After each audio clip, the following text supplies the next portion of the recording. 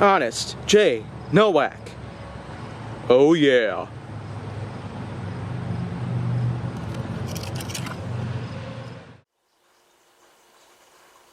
A pleasure to meet all at last, and welcome back to Honest J. Nowak, Marque of the Line.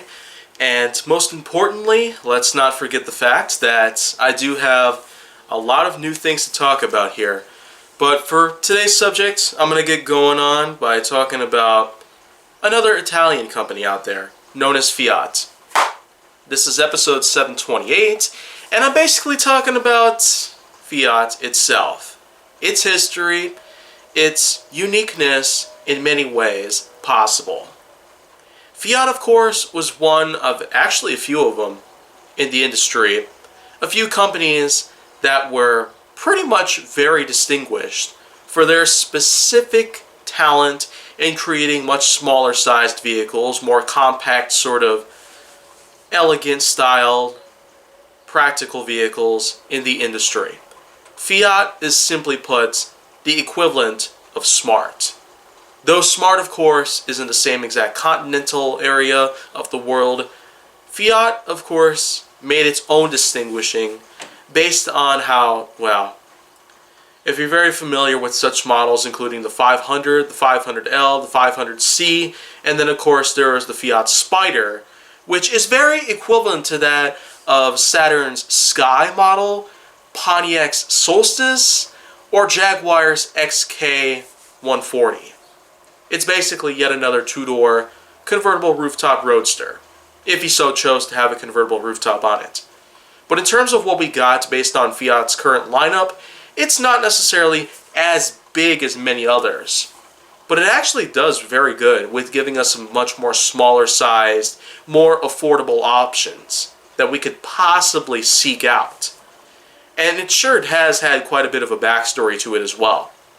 If you're very familiar with how far it's managed to go back in time, then, well, simply put, Fiat has had some things going on, especially during the 60s and 70s.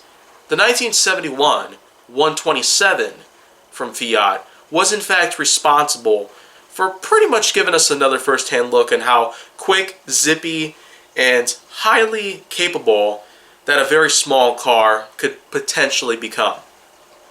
It also was one of the reasons why Fiat is now really dominating in certain rallies across the globe. Even to this day, you could not really go too far without seeing a Fiat out there on a dirt or road track of any sorts. But let's also just say that that same exact model from that same exact year was responsible for the eventual creation of the Yugo. That's right. Whether you call it the Yugo Sala, Yugo G1 of some sorts, or something else of the sorts, it still is one of the worst vehicles in the world.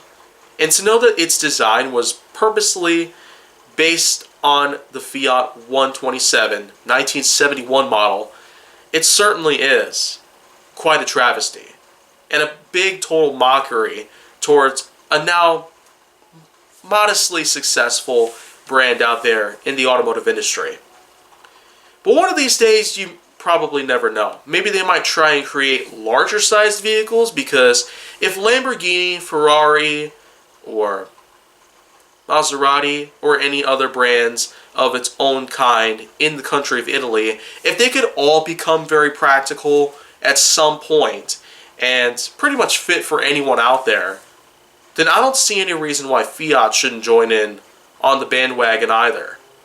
At some point, maybe that will happen, but until then, we'll always remember Fiat for pretty much being there, tucked away in the corner, even though it still does give us a very unique sense of the worry.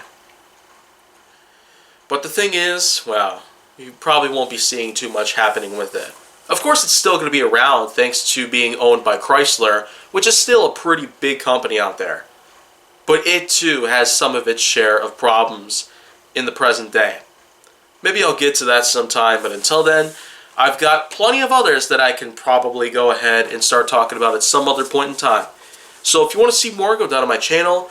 Make sure that you like, subscribe, comment, follow me on social media, and stay on the Hollywood side.